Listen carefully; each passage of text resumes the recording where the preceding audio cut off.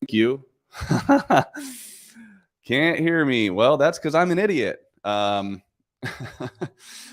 Okay, you guys got me now? Hopefully that's better. Let me see. So, by the way, some of the odds that Connor, you're sitting Truex at 40, McDowell 45. That's a strong start to the week. That's a strong start. All right. Okay, good to go. Well, I said this in the comments, and hopefully people can. Seth, I see you're listening on. Can you give me a clap if you can hear me? Okay, or is there too much echo when it comes to the spaces? Seth, if you're there, or Derek, or whoever's there. Okay, perfect. You can hear me good. All right, cool.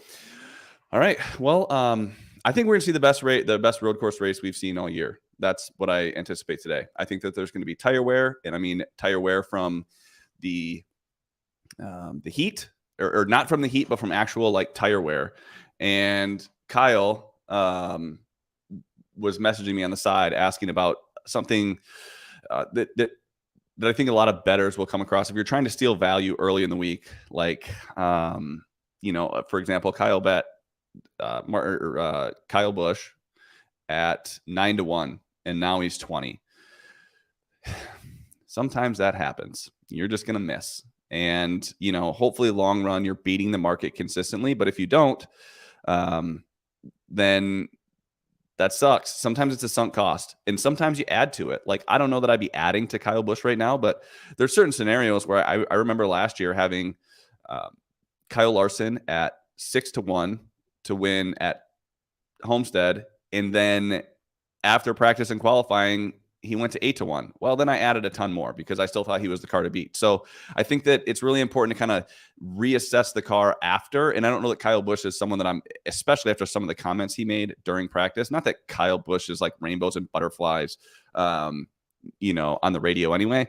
But I do think he's a tick off relative to some of the other drivers. So sometimes you win, sometimes you lose, but long run, you just hope that you're constantly beating the market, reducing the hold that the sports books have, and able to make you money. And we almost forgot the damn pull. Guys, where are you? Hey, happy race day. I have my favorite drink here. This is a Lone Tree dry cider. You can only get it in Canada. And my mother-in-law's in town, so cheers to her. Collective clink. Good luck today, and taking a pull. I'm going to drink that whole beer during this live stream. Okay, let's do the rundown. Starting with Dennis Hamlin. Whoa, Larson's getting pounded against Chase Elliott. Interesting. Okay, let's start with Denny Hamlin. Well, old Denny decided to put on the 45 cars setup, and well, that seemed like a pretty damn good idea for him, it looks like. He was really, really fast in the long run. Not in the short run. The short run, I would say, was very average out of Denny. But, I have a question. Do we think... yeah, cheers to my mother-in-law. Yeah, well, bring me beer like that. You'll get it. Do we think that the A groups were faster than the B groups in practice? I want to see in the comments. Do we think that A was faster than B? I want to see. I think by a little bit, the A's had an advantage, just a little bit of an advantage. Can we agree with that? Is that something that we agree with? Because I feel like it's week in and week out. One group has an advantage, and I think that the A's had it yesterday. So I want to keep that in mind. I think it was not like last week. Last week was a clear difference between the A and the B group. I think this week it's there, but it's not.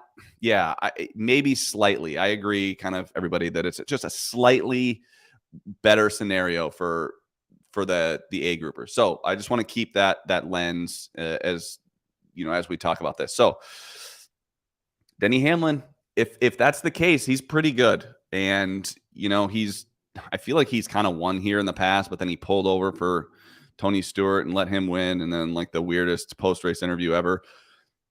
Denny's obviously really worked on his road course racing. It's now 6 races a year. I think that he realizes that if you're going to compete and win championships, you better be good at road courses, because there's a Roval that's in the semifinals, or the the final 8 to get to the final 4, you need to be good at road courses, or at least have that as a weapon that you can use and fall back on and say, hey, that's okay. We can go win at the Roval if we need to. So I do think Denny will be good. Tyler Reddick was not as good as I thought he was going to be, but then he goes out there and lays down that lap. But he did have a little bit more fall off than most. So, is that just, did they get it fixed? And then he was great for qualifying. He's going to be great for the race. I think for where he's currently priced, I do not think that Tyler Reddick is going to go out there and dominate like he did at COTA. That's what I think. I think he's going to fall off a little bit too much. And he was at A group. He went down there and laid a couple fast laps and fell off a little bit. Do I think he's going to be up there all day? Yes. You're going to have to beat Tyler Reddick to win this race. Like, he is going to be there.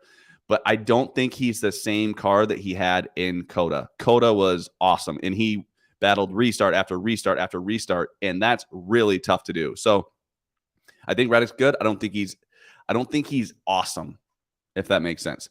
Michael McDowell, I think he might be awesome. Michael McDowell was really, really strong in practice, short run and long run. Made an adjustment, came back out, ran a couple of fast laps. This I do have an outright on. I have him at 40-1. And I think McDowell is going to be a player. I even have him some 10-1 top 3. I like McDowell this week, and he's been running faster on ovals in the pre-race poll that I do with Eric Yoder, where we kind of just run through things. We went back, and McDowell's just shown speed. Like, when McDowell is expected to show speed, he does. And he's showing, to me, one of the best practices and best cars he's ever had. So I expect him to deliver on that. I think he's going to be really good. We'll get to Ryan Blaney, Chris. So are we fading Reddick with Larson, Elliott, and matchups? I don't know if we're fading him, Big Ross. I wouldn't want to fade Tyler Reddick. I might just let him go. Like, just let him be. Nothing on nor against him. Let's see. So Michael McDowell, really good. Chris Bell, good, but not great. A little bit more fall off out of him after 6 or 7 laps. This is not his favorite place. When he, I know he won at the Roval, but that was more strategy based. And he also won on a road course at Daytona a couple of years ago, also strategy based. Yeah, Connor, I agree with Michael McDowell. A little bit of a tailwind. I think he's going to be really good today. And if I'm wrong, it's because of the bias. Like, I just have him at 40-1, so I think he's going to be pretty good. I mean, if someone could talk me out of that based on the fact that I just think he's going to be around. I'm not saying he's going to win the race, but he's going to be riding around the top 3 all day, in my opinion. Chris Bell, he's going to be good. He kind of finds a way. But let's just see. How did he run last year here? Loop data stats. Where was Bell? Ooh, not good. Oh, this is last year the Toyotas were trash, right? So do we even look at what the Toyotas did last year? Like, is this any basis for predicting today? I don't think it is. I think you just that's a Toyota. What you thought last year, just crumble that up and throw it away, because I don't think that's important. I do think that Bell is a little bit better this year than he is last year. He falls off a little too much for me, especially in the middle of the run. Denny Hamlin looked way faster than him consistently in the middle of the run. So I think he's going to struggle a little bit, but he gets good finishes. I don't know. So moving on, AJ Almendinger. Can AJ Almendinger win this race? Yes. And he might even be my pick to win. He ran some really, really fast laps early in practice, and he was in the B group, and he ran really consistent laps in practice, made an adjustment, came back out and ran some other really good laps. And yesterday he said he wasn't in the same zip code as Larson. He wasn't, but he said, at least in this, I do think that his car is close to being the best car. And AJ Allmendinger, when he's close to being the best car in a road course, he gets it done. He ran really good laps and was better in practice than I thought he was, or better in practice yesterday for Cup than he was in Xfinity. And he finished, I know he finished second in Xfinity, and that's, not the same comparison, but I just think his car is much better in the Cup side of things than, fast median lap time in practice. Yep, absolutely. I agree. Especially if you throw out one of the slower laps that he had where he was making a pass. So I think he's going to be really good. maybe even my pick. We'll get there in a second. Ty Gibbs, man, Ty was really good in practice. Do you trust him? Like speed-wise, yeah, I think he's really good. Do we trust him? Does he get this done? I don't know. I'm not sure. I'm not sure if I trust old Tyrone. I know Mark in Mississippi loves himself some Tyrone. I'm going to say no. I think that if he's, kind of runs a good race, he finishes in the top 10. But I can't see him going up there and making much of passes. Like, are you telling me that the 54 is comparatively faster than the 19 in the Xfinity series? Well, I don't think so. So, he ran I don't even know what he finished. 4th yesterday. I can't imagine that 54 in the Cup Series is as good as the 19 in the Xfinity series. So I'm going to go ahead and say a decent run out of him. Like a top 10 would be a great run, Connor. I agree. Does Ty put himself in a bad situation? I think that he just makes a mistake. You can't make a mistake in the Cup Series anymore. Like, you're one mistake away from not winning a race every single week. So you might be able to, yeah, that's 45-1 is decent. But I think that if you're going to look to back in matchups, you need to have some resiliency. And I don't know how much he has. If he goes to the rear, who's going to make passes? Is he going to make passes? I don't know. The jury's still out on whether you can trust Ty Gibbs. Am I wrong? Ready for the Marty party. Love his strategy way up front. Yeah. Let's go to Chris Buescher. Chris Buescher is going to be good. He was good here last year. He looked good in practice. Very little fall off. I think that, he's someone you're going to have to beat. He's going to be up there all day long. Derek and I talked about a potential of, correct us if we're wrong here. Michael McDowell's like plus 275 for top Ford. Chris Buescher's like 325 for top Ford. Who else is going to beat them if you bet them both? Blaney? Logano? I mean, I think that Blaney could, if Blaney gets somehow track position, he might be able to beat him, but you got a long way to go. And when you can't make mistakes, by the way, it's a lot easier to make mistakes coming from 31st than it is from the top 5 or wherever he's starting 7th. I don't know. I think you could, Cindric, but he's also starting so deep too. Like, I would love to see Cindric flying up to the field because that means there's going to be great live betting opportunities. But man, 34th? Whoa, that is really far back. Now, how long does it take him to get through Lally, Gilliland, Zane Smith, Josh Bilicki, Eric Jones, Ty Dillon? I mean, it's going to happen, but how long is it going to take, And with that pit stall selection, if we end up pitting under caution, like that's going to be a real pain. They're going to have to get off sequence somehow, I think, for Cindric to get up there and compete for that. So let's see. Truex. Truex is good in practice. Can he do it? I don't know. But he was good. I do think that there's some value on like these guys that aren't the heavy favorites. The guys that aren't Larson, obviously Larson, heavy favorite, Reddick, and Chase. Like, I think those guys are going to be good, but they're not as good as they've been in the past. And I don't think that they're going to run 1, 2, 3. I think that you're going to see McDowell, you're going to see Truex, you're going to see Hamlin, and Chris Buescher kind of mix it up there, up in the front. So I'm excited to see what happens with those guys, just because you're not used to seeing them up front in these road courses. You're used to seeing just the heavy hitters. But I think Hamlin, McDowell, and Buescher are going to be there, wreaking some havoc on those guys. And same with Truex. By the way, Truex could be good there. And there was a time when I used to beg to get Truex at 6-1 at this track. Now he opens at 40-1. He unloads in practice, looks pretty good, and you're still getting 12-1. Not bad. Daniel Suarez looked good here. In practice, not great, but he'll be fine. Like Suarez. I don't think he's going to need to get lucky to get the same finish he got last year. I mean, he had the whole field basically wreck out in front of him. You had issues with Reddick, you had issues with Larson, you had issues with Elliott. Well, take away those guys again this week. And, I think Suarez might have a chance to win. I don't think his car is as fast as it was last year. I think the 99's a tick behind, just been this entire season, been a tick behind. So especially that one car. So I know that he won here last year. I do not see a repeat happening. Chase Elliott, he was really good. I know he screwed up in the final round of qualifying, but he was very Chase Elliott-like on practice times. very Chase Elliott. And I'm pretty sure he was in the B group. Correct me if I'm wrong. I think he was in the B group. He's going to be good. I think he's going to be really good. But the problem is he's priced that way. So, I mean, at 10th, I wait for him live because I do expect kind of Tyler Reddick to get out there to the lead and eat up a lot of the value or a lot of the favorite pricing. So I do think that Chase Elliott's good. Austin Dillon and Kyle Busch, boy, they're right there kind of together.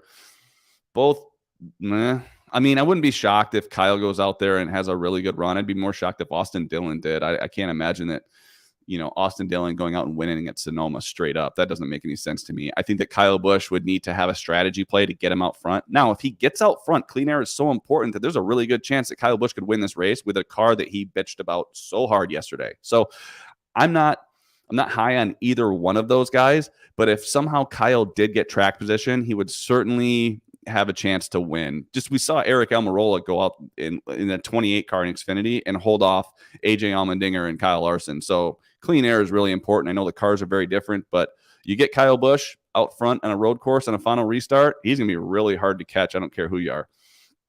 Ricky Stenhouse Jr., I mean, been running pretty good, but he can't seem to put a race together either. He loves to just kind of bow out early in the race and never be a factor again, even though his cars are good. So if they could just work on getting that car to finish, I do think that he'd be, well, he's not going to be great here. I think I'll expect to see him kind of fall outside of that top 15. Alex Bowman, not the same guy that we've seen in the past. Like it's almost like as soon as he came back from that injury, he hasn't had the same speed that we saw early in the year. I don't know whether that's because of the setup or just the way that he's racing. I don't know. I haven't seen much out of it. He's just kind of a consistent guy. I feel like he's going to finish right around 10th. So, yeah, that Byron Kyle Busch price, Brian, I tend to agree with you there. Byron was not good. We'll get to that. We'll get to him though. Let's see here. Where are we at? Ross Chastain. Is this a good track for Ross Chastain? And was he in the B group? I want to say he was. Is he B or A? Ross Chastain was B. He ran some pretty good lap times for that B group. He held on for a while, so I thought that the fall off was pretty good. Definitely was better than like Bell's fall off or like Bubba's fall off. Those guys tend to struggle a little bit more with the fall off, and Ross was decent, but man, ever since he's had that talking to, or Mr. H had those comments about him, he has not been the same guy. I don't care. Like his cars have been fast in practice and he has just not generated wins. There's no reason why he should have finished outside the top 20 last week. That was shocking. I mean, that was trash out of that car. And I'm just wondering if you take that aggressive edge off of Ross, is that his only edge? Like, is that the only way he makes passes? Is that the only way he's able to drive through the field or potentially win races if he just, basically bulldozes the field? I don't know. But he certainly has not produced anywhere near the level of speed that his car has shown in practices. I mean, last week and same at Charlotte, like non-existent. Like we never mentioned his name at all. Yeah, I don't think so either. Yeah, the Byron top 10 is no good. Let's see here. Where are we at? Chastain, Larson. I mean, besides being pretty much dead to me, I mean, this guy. I have an honest question. Is Kyle Larson a clutch race car driver? When does he win close races? Like he won one in the Xfinity Series at Darlington against John Hunter Nemechek. Okay, other than that, when has Kyle Larson went out there and been clutch? That guy loves to lose on restarts. It might be an unpopular opinion, but he is not clutch. You know who's clutch is the hack, Alex Bowman. You get Alex Bowman out there in a final restart, he wins a damn race. You get Kyle Larson out there, and you're like, oh, at least we escaped to the top 5. Yeah, he did it in dominating fashion. He was incredible the whole race, but he never does well. And that, by the way, the decision yesterday, let's just run through this. If you're Kyle Larson, you can follow Alex Labay on the inside of turn 1, or you can follow Daniel Suarez on the outside row of turn 1, giving you the inside on 2, 3, and 3A. What would you rather have? Well, you would want Daniel Suarez. And then he tucks in behind Alex LeBay like an idiot. And then Suarez jumps the restart. Almirola follows Suarez, and now he has a lead. And you got I could not believe. Yeah, unless he's just destroying the field, he just doesn't win. So he needs to have a green flag run to the finish. Kyle Larson can't win without one. He'll just make a mistake. That's a problem. That's on him.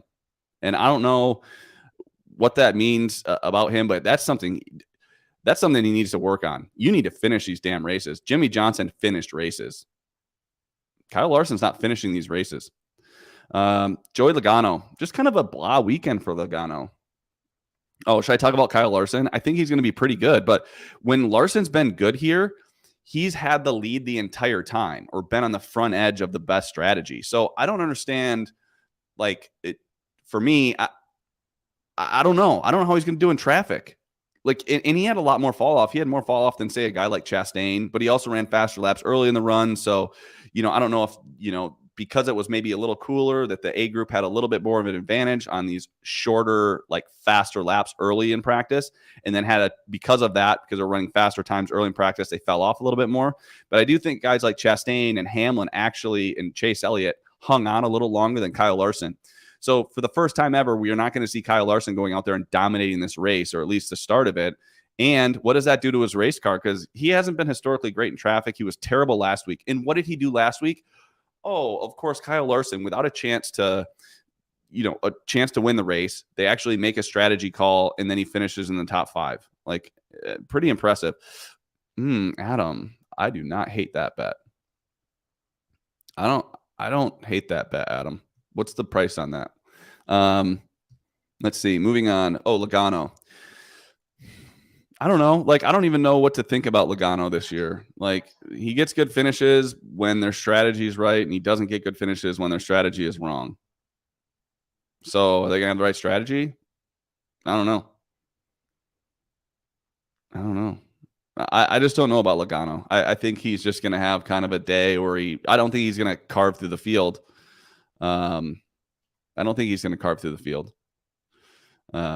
He'll just I think he's a 12th to 15th place car as Logano. I have nothing on him nor against him. Bubba Wallace, I don't think he's going to be very good. He fell off a lot, had some issues. I'm not high on Bubba this week. Corey LaJoy, decent in practice, in the A group though. So, take that for what it's worth. I don't think he's going to be good by any means. I think if the 7 car wanted to go faster, he'd put Hocevar in it. What's in the cup? Oh, yeah. Lone Tree. Man, I got to keep drinking. I thought I was going to drink this on the live stream. For those of you listening on Spaces, I just took a drink, so everyone wants to participate. Anyway, Eric Almirola somehow won yesterday, shockingly, but pretty poor in practice today. And I think his comments yesterday after practice, after the Cup, he said, well, I wanted to get more practice. That's why I'm in the Xfinity Series. But based on what you'd see, it's not helping. And he struggled. Short run and long run. I thought that there was some struggle in there out of that camp. Kevin Harvick. Well, Kevin, you look bad in practice, just like you always do, and then you qualify average, and then you'll probably move up, even though I have seen no reason for why you would move up at all. But last week you practiced pretty terribly too, and you were able to kind of keep it up there for most of the day. Kevin Harvick is so hard. Yeah. LaJoy out of the shit box that is the 9 and back into that 7 that Hocevar made fast. I don't know. I'm not sure how I feel about Kevin Harvick today. If anything, I'm not betting on him. That's for sure. But he's pretty much priced like he's slow. He was really good last year, but last year he looked good in practice. That's very different. So that's the big difference. And Toyota was better in practice last year and then struggled big time in the race. I remember Kyle Busch said, this feels like a completely different car when he looked like he was going to be really good after practice. So I think the Toyotas just in general raced terrible last year. But they've obviously made some good changes. You see Denny up front. You got 3 of them that have qualified in the top 10. So or 4, excuse me. 4 of them qualified in the top 10. So I feel like they fixed that problem a little bit. Where Kevin Harvick, I don't know. What are your thoughts on Kevin Harvick? He's tough to bet against just because he just kind of gets the best finish out of the car and doesn't make a lot of mistakes, but he doesn't look good. Yeah, SHR cars weren't very good yesterday. I agree. I know if there's someone listening here that probably doesn't want to hear that, but they weren't that good. Ryan Preece, same thing. Pretty bad practice. Like, pretty bad. I think it's going to be a long day for the 41 team. But he does have a little bit more experience. He won that K&N race. I don't know. Toyota to win it all at plus 150. No, I just feel like okay, what Toyotas are going to win? If you're looking at Toyota plus 150, you should just take Denny Hamlin and probably Denny, Truex, and Reddick and figure out a way to get more than plus 150 if those guys win. Because I don't think Bell's going to win. And I don't know what other Toyota. I don't think Bell's going to win. So I think you can probably do some math and figure out an easier way to be more profitable on that. I think. Maybe that's homework for you guys. I think you can do better on your payout. Where are we going? Justin Haley ran a pretty decent like couple laps in practice. Is this a sign that Kaulig's going to be good? Oh shit. AJ Allmendinger is going to win this race. Kaulig actually looks the best that they've looked. Justin Haley can confirm that. I think that Kaulig, let me double check that was, let's see. Justin Haley was in Group B, and he ran good fast laps. All right, there's my pick. I think Kaulig is going to be fast. I'm not saying bet Justin Haley. I'm going to say the winner is AJ Allmendinger. There's my pick. And I think he beats the brakes off the field. Okay, moving on. I think just Kaulig, like, let's just say Kaulig was where they were last year. You would say that AJ Allmendinger would run away with this race, right? Am I wrong? Like, Kaulig was pretty good last year. Justin Haley, I mean, he was really good on some short tracks. I think AJ Allmendinger wins this race just based on Kaulig making a stride forward. Okay, I like that. That's why we do this, right? By the way, I like to do this not only for, like, I like to just talk racing with people, and in my bubble, I don't really have a lot of people. Like, it's not like my wife sits down and is like, oh, what's going on in the race? Like, I like to be able to talk through this, and the more I talk, the more I like AJ Allmendinger, the more I like Chase Elliott, and the less I like Kyle Larson. So, yeah, Jacob bragging about his locked-in prices that never move. Oh, you got your dinger, Chris Bell Quinella, 90-1. Oh, well, you could get your dinger. I think Chris Bell is going to be tough there. Okay, I want to keep moving, though. Chase Briscoe, I mean, I'm losing. Like, I always thought Chase Briscoe was, like, just this incredible driver that, like, but I just kind of, I basically compartmentalized. Boy, that was tough for me to say. Like, I just remember going back to Darlington in the 98 car, and he was able to beat Kyle Busch. I'm like, oh my gosh, he's an amazing driver. But, and he struggled a little bit last year, but he still had good cars. When he doesn't have a good car, they almost have to make a Hail Mary to get the finish that they want. And I feel like a lot of the times there are finishes where they end up finishing 14th or 15th, but they were realistically like a 20th place car. But they were just kind of, hey, let's not make mistakes. Let's not make mistakes. And then they turn around and they say, hey, your average running position was 19th all day, but you finished 15th. Great job. I think that's a thing. So I think there's going to be more of that with Briscoe. I'm not excited about him at all today. And just everyone in SHR, I think if anyone from SHR is going to be good, it's going to be Harvick. And that's, by the way, not a surprise. Brad Keselowski, significantly worse than Buescher.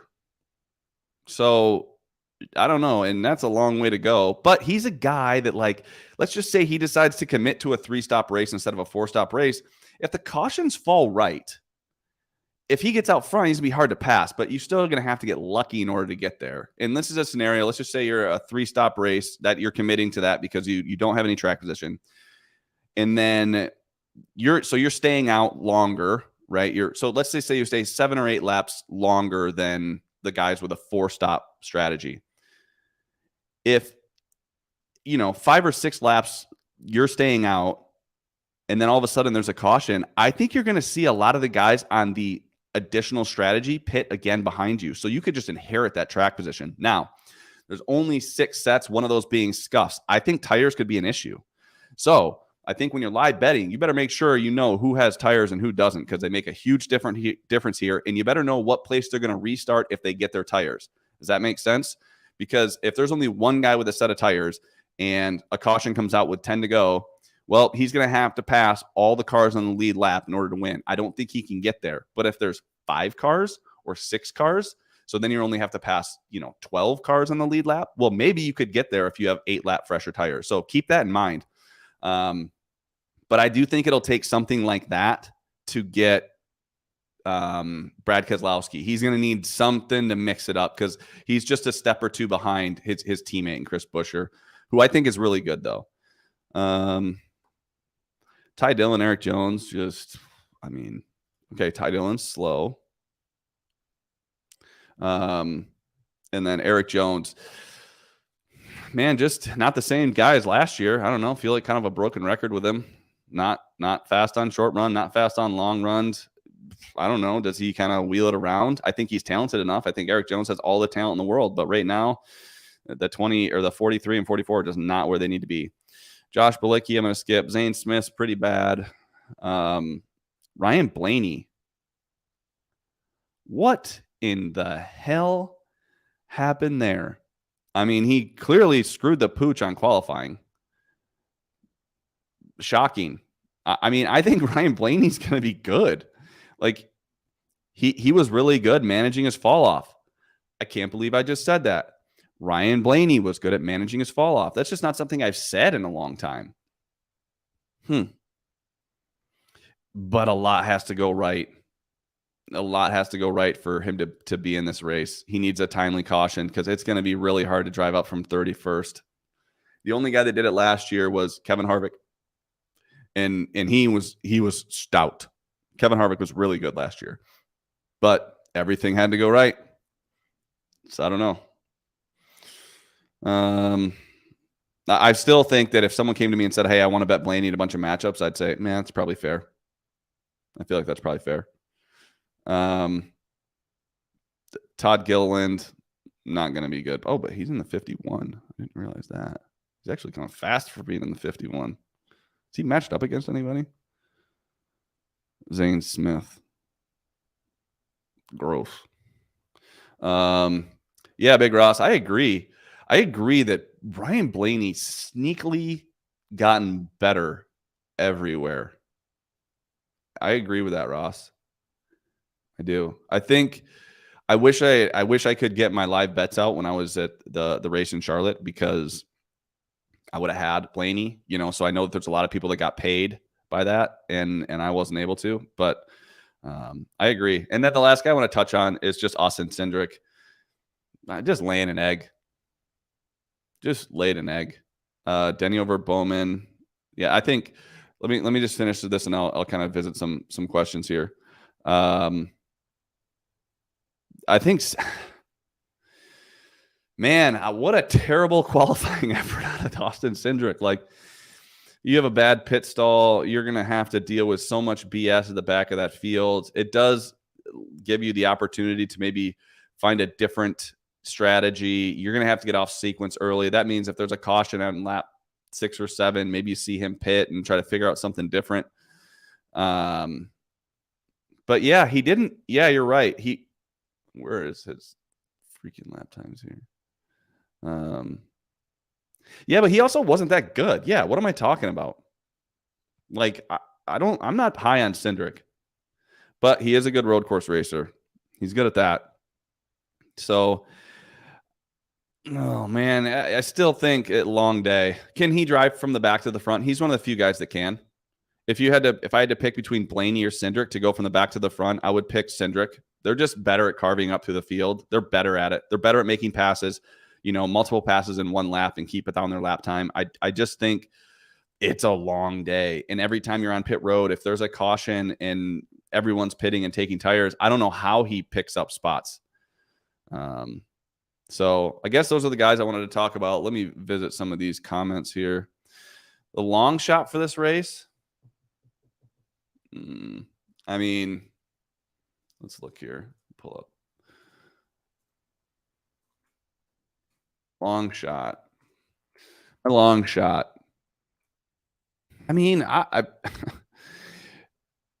as crazy as it is, I would say, I mean, if you're looking over 20-1, I say you have to look at the like Cindric or Blaney. Those would be like the long shots I think that could win price wise, because they're like 40 and 50-1. But I also think that there's a group of guys that are going to be really good in kind of this 10 to 20-1 range, that where we actually could see someone actually kind of win in that mid range. Normally we've seen a lot of favorites roll. So let's see. I think AJ Almendinger wins. Okay. So we've taken care of that. He's 10-1. Maybe some places have 12. I think that Truex and Hamlin, they'll be around all day. Whether they have a top 3 car will be yet to be seen, but a lot can happen.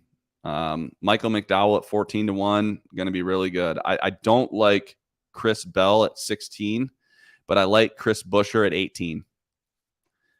Anytime you get Kyle Busch on a road course at 20-1, not a bad one.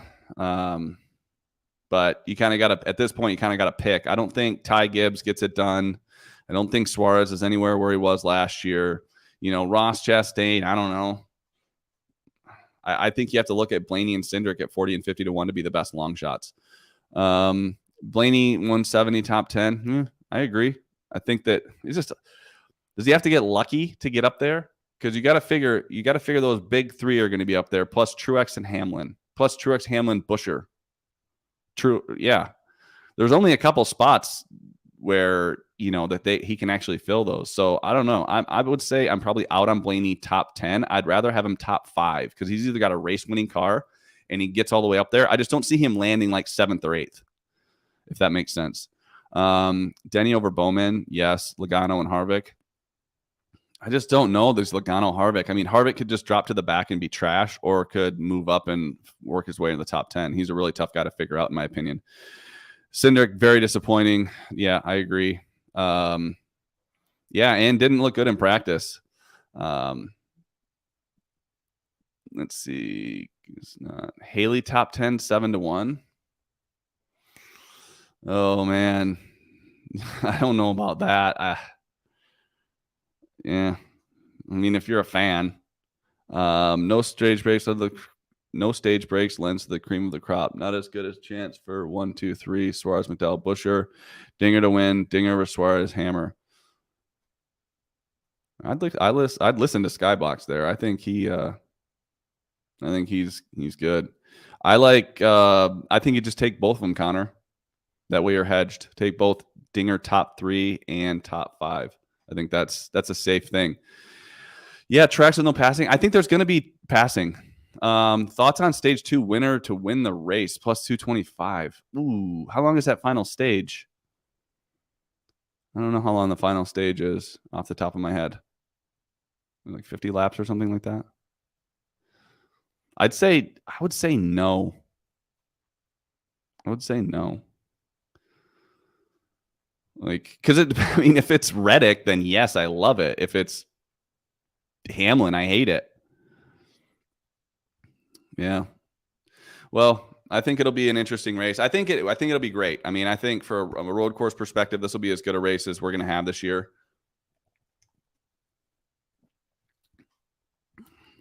Dinger minus 145 over Chastain. The only thing I don't like paying a price with Dinger is he loves to not finish races. So he's kind of a checkers or wreckers guy. Like if he's going to, 55 laps in the last stage. So no, I don't like that then. So, too much can happen. I just, if you take Dinger at steep odds, it's just, yeah, he's probably going to be beating the brakes off Chastain all day. But what happens if he's up there racing for the win? Dinger don't care about a solid finish. Dinger wants a win. And so he's going to do, like, he's either going to win the race or he's going to, like, I know that there's obviously he can finish fifth or third or whatever. Like, of course he could, but he's going to be sending it in there, and there's going to be a fender on a bumper, and it's going to be his fender and someone else's bumper, which means the favor will get returned. So I like him more in winning the race scenario, not build a card around a great finish out of him. If you're going to build a card around someone that's going to have a great finish, I think Chase Elliott's that guy. I think Chase Elliott's the guy that he looked good short run, long run, and very solid. If you want to build a card around someone, I would say that's the person, the driver that you would do it around, where you take him in matchups against other good drivers and you just know he's going to be solid all day. That's what I see out of that 9 team. Almost like a race like last year, where it's almost like he has Byron's car today. You know how Byron has just had really good, really solid runs all season. I think that's what is setting up for Chase Elliott in the 9 car today. And I think that for whatever reason, Byron's car is not very good, and it's kind of like the 9 car's been. So I would not set up a card based around based on AJ Allmendinger. I like him to win, though. Does that make sense? Does everyone understand when I say I like his win price, but I don't want to pay $1.45 to beat Chastain, just because it's not checkers for wreckers, but with Dinger sometimes it is, especially on a road course. If anyone pulls up, I think that Logano could pull a fast one and get up there and steal some track position. I just don't think his car is going to stay out front. It'll be interesting to see if we can actually pass, because I just don't know if that's a thing, but it might be. Who knows? But ultimately, my pick is AJ Allmendinger to win this race. I think that Chase Elliott will be really, really good. I think that Michael McDowell will be really good. I don't think that Larson and Reddick are as good as they've been in the past. And I think Truex and Hamlin are sneaky good as well. So with that, let's take another poll. I'm going to chug this thing and finish it. And good luck, everybody. Collective clink. Cheers. Taking a poll.